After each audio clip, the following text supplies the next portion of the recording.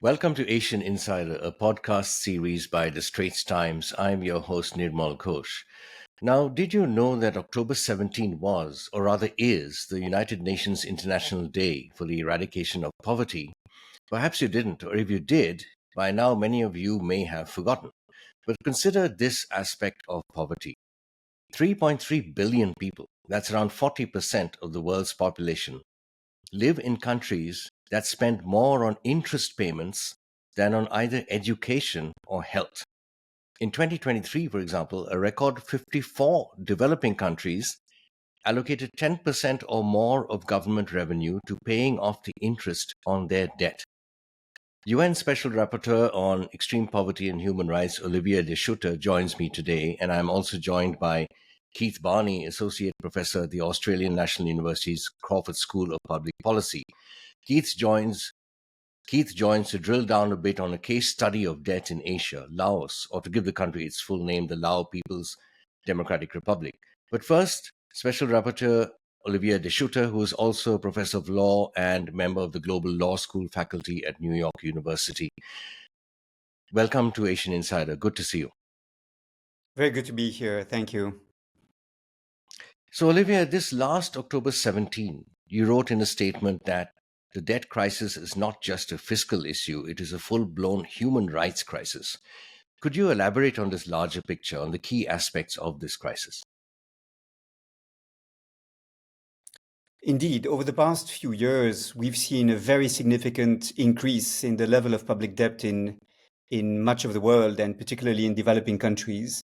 The total debt that we are speaking about has increased from 51 trillion US dollars in 2010 to 97 trillion in 2023. That is very significant for the world, and it is even more significant for developing countries, where it tripled over this 13, 14 years period.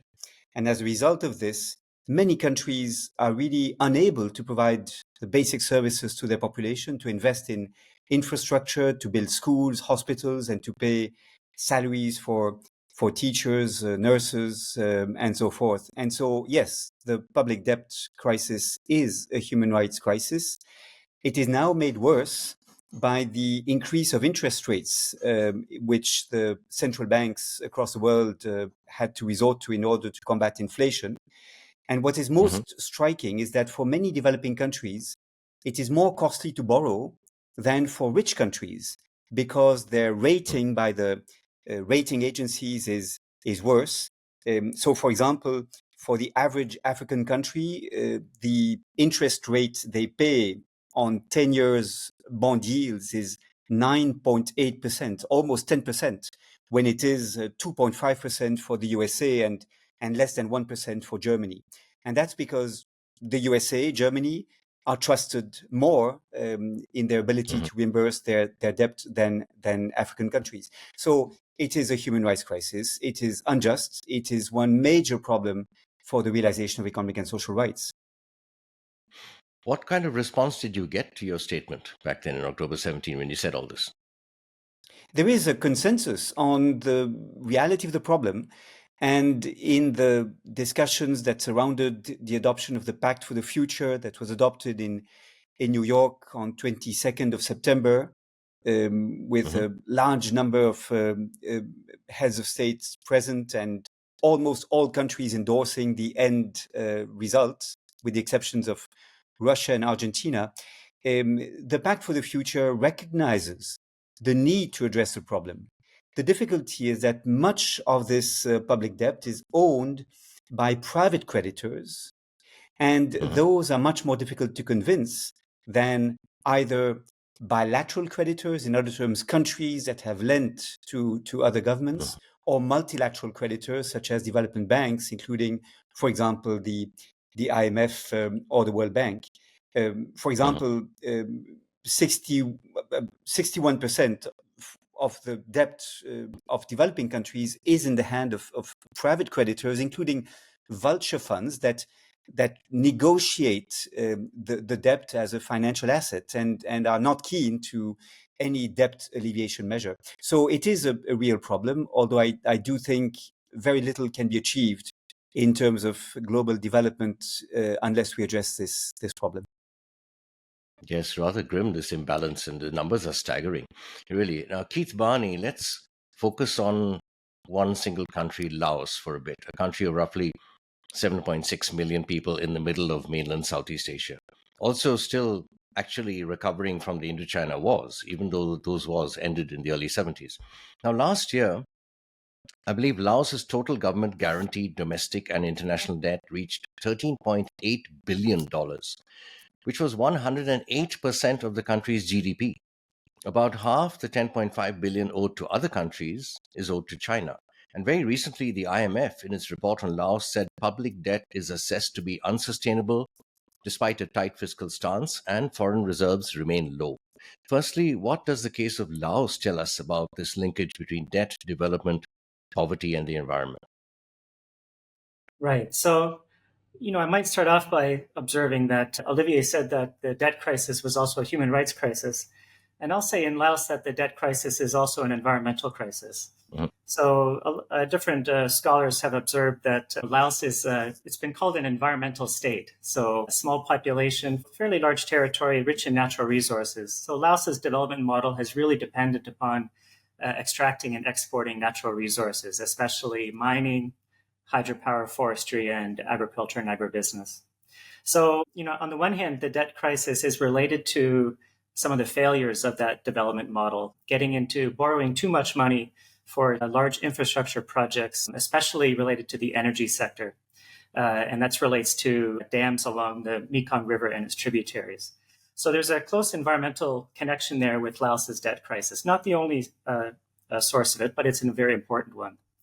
And then on the other hand, sort of in a recursive manner, Laos's financial and economic crisis has become an environmental crisis going forward. And we can see this in various ways. For example, the country is sort of doubling down upon extractive resources to try to pay off its debt at this point. Mm-hmm. So opening up the mining sector, pushing forward with more large resource projects. We can also see how farmers are reacting, moving into new cash crops such as cassava that are creating deforestation. And in a particularly sort of warped outcome of the crisis, Laos has been trying to generate revenue through moving into cryptocurrency mining. So using surplus energy capacity from damming its rivers to, create bitcoins for sale, which is a particularly unuseful way of managing your natural resources. So we can see sort of the boomerang effects of Laos's economic crisis from the environment to the financial sector, and then financial sector back to the environment again.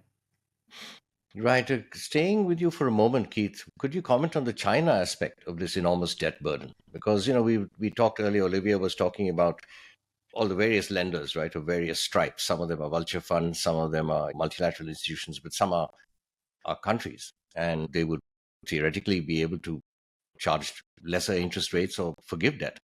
Right. Yeah. Yeah. So Laos is an informative case in terms of looking at this new series of emerging market debt crises.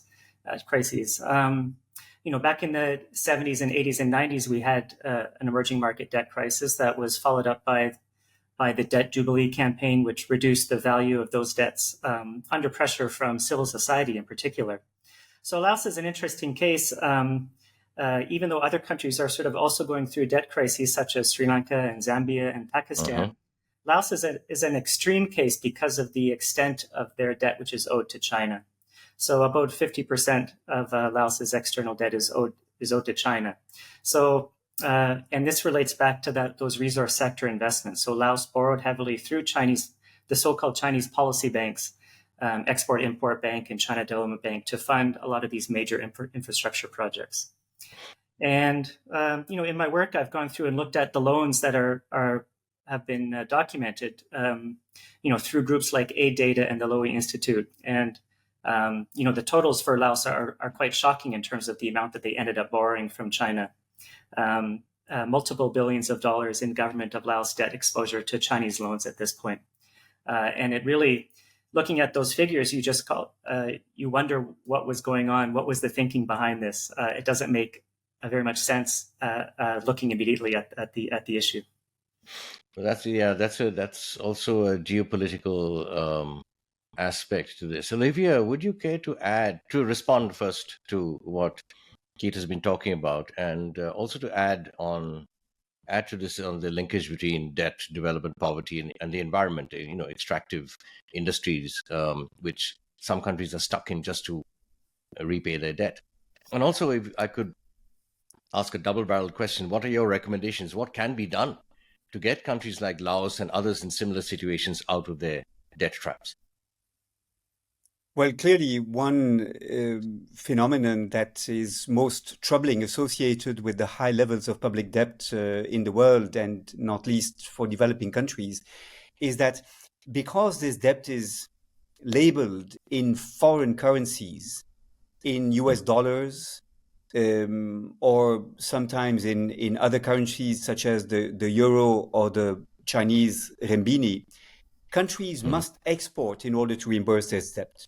You do not reimburse this debt by producing for local communities and receiving in exchange the local currency. You reimburse the debt by shifting to a development model that is geared towards exports. And that in the field of agricultural products means exactly like Kate Barney mentioned, it means producing cash crops through Mhm. monocultures by being competitive on global markets at the expense sometimes of the ability for farm workers to make a decent living, and certainly with very significant environmental impacts in terms of biodiversity and soil health. So there is clearly a link there between the need to reimburse one's debt and the choices made in terms of what to produce and for which markets. So the situation of Laos in that regard is not unique. What I perhaps would like to add is that the uh, debt crisis in Laos started Mhm. in the early years of the 2010 decade. And that was the result of the massive investments made for the Belt and Road Initiative launched by China during this period. So between 2010 and 2015, when that project was rolled out, the the share that China holds in the public debt of Laos rose from 20 to 45%, and China became one indeed major creditor for the Lao People's Democratic Republic. And the amount of Chinese investment in Laos exceeded the GDP of Laos in 2017. That is one explanation behind the debt crisis that Laos is facing. And of course, as regards the solutions, there are now negotiations that have started within the United Nations on Mhm. a new international financial architecture. Debt alleviation measures are part of that discussion, but that discussion is made extremely difficult because the debt is held by a wider range of actors than in the 1980s, when it was essentially the Club of Paris countries that were the major creditors. Now it's becoming very difficult to move beyond the current impasse, given the role of private creditors and the unwillingness of certain, even sovereign creditors, to move towards debt alleviation. Keith, would you like to respond to make any points? Maybe as a parting shot, we'll wrap up in 2-3 minutes. Sure. Yeah. Laos certainly follows that trajectory that Olivier pointed to, with sort of over borrowing, especially through the Belt and Road Initiative, getting into some debt troubles, then turning to international bond market. Then you see the credit rating downgrades from the bond rating agencies, and then Laos gets hit with this double shock: the COVID crisis and the Russia-Ukraine war that tips Laos into a full-scale crisis, and then that drops the currency, and then the debt to GDP ratio goes up. So you could just, over the years, you can trace the downward spiral that Laos has unfortunately found itself in. And at this point, they certainly need a form of debt relief. And it's notable that Laos has refused to offers of participation in the G20 Common Framework or the Debt Service Suspension Initiative. So it looks like they're relying on negotiations with China. But it seems at this point that China is not offering substantive debt relief, only debt deferrals. And that's just kicking the can down the road. It's sort of an extend and pretend strategy. And in the case of Laos, they really need a solution to this, to the problem at this point, because they're looking at a decade of lost development extending into the early 2030s. And in the meantime, debt to revenue is at 50%. Debt repayments to government revenue. So it's impossible to run a country on a one-year financial program paying 50% of your revenue in debt repayments. Olivia, a parting shot from you. Perhaps I see everybody, you and others, and all the economists who study this say this is unsustainable. And I hear you saying that there are negotiations going on and so forth. How long can this be carried on? Is this all a little bit too little, too late? Or is it a perpetual debt trap we're seeing for decades after decades? Maybe two comments. The first one is to emphasize that one reason why even relatively favorable debt alleviation measures proposed to states may not be welcomed by those countries is because they fear for their reputation on international financial markets. And Keith Barney alluded to the G20 Common Framework, which only a handful of countries sought to benefit from. The reason is that when a country seeks debt alleviation measures, the country sends a signal to the markets, particularly to the rating agencies, S&P and Moody's and so forth, and the credit worthiness of that country, the willingness, therefore, for creditors to support that country's demand for further loans is diminished. And so countries fear so much for their reputation that even the most favorable debt alleviation measures may meet with little enthusiasm from those countries. And my second comment is that the weight of the debt is so important today that increasingly the international community is thinking of debt for nature or debt for climate swaps. In other terms, a country benefits from debt forgiveness or debt restructuring measures if that country pledges to protect the forest or to protect biodiversity for the benefit of the whole of the international community. That may be criticized, as very often those deals are not very transparent and not very accountable and lead to the financialization of nature. I am exploring the possibility of debt for social protection swaps, a country committing to invest in social protection for the population against debt alleviation measures. But again, we encounter the same obstacles, unwillingness of creditors to really cancel the debt and thus write off basically the debt of the country. And secondly, the difficulty that the amount of the debt that remains is still much more significant than what such debt swaps could imply. But so we are really lacking solutions, and you are quite right that we are not soon going to be rid from this debt crisis anytime soon. Right. Keith Barney, Olivier de Schutter, thank you. That was a somewhat grim conversation, but we must still hope and try. I mean, this is a question of justice as well. That nicely wraps this discussion up for the Asian Insider podcast. I'm your host, Nirmal Ghosh, and this episode was produced and edited by Faiza Sani. Join me and my expert guests for more episodes on the third and fourth Friday of every month.